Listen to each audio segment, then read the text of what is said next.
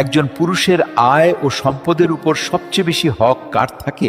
আসুন জেনে নেই। এক হুজুরের কাছে এক ব্যক্তি গেল এবং একটি প্রশ্ন করল। হুজুর খুব সুন্দর করে উদাহরণ দিয়ে উত্তর দিলেন।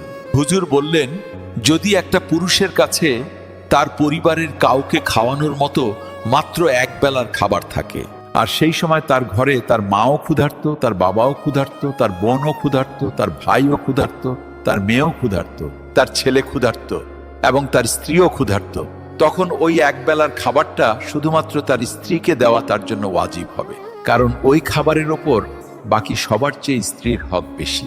অর্থাৎ স্ত্রীর উপর খরচ করা স্বামীর জন্য সদকাও, ইবাদতও, আবার দায়িত্ব। কারণ স্ত্রী হলো এমন এক আত্মীয় যে আপনার রক্তের সম্পর্ক নয়, কিন্তু তার বিশ্বস্ততা দেখুন কত গভীর। মা, বাবা, ভাই বোন আপনার নিজের রক্ত, কিন্তু স্ত্রী হলো এমন এক সম্পর্ক যা আপনার ভাগ্যে বা নসিবের মাধ্যমে আপনি পান। আর তারপর সে আপনার সব ক্লান্তি, সব ব্যথা এবং সব দুশ্চিন্তা ভাগ করে নেয়। তার মনে আপনার জন্য দোয়াও থাকে, আবার আপনার জন্য তার ত্যাগও থাকে। আর আল্লাহ এই সম্পর্ক নিয়ে বলেছেন, নারীরা তোমাদের জন্য পোশাক স্বরূপ আর তোমরা তাদের জন্য পোশাক স্বরূপ। অর্থাৎ স্বামী ও স্ত্রী একে অপরের সাহারা, ইজ্জত এবং পর্দা। তাই স্ত্রীর ওপর খরচ করা শুধু ফরজ নয়, বরং এটা ভালোবাসার বহিঃপ্রকাশ এবং সৎকাও।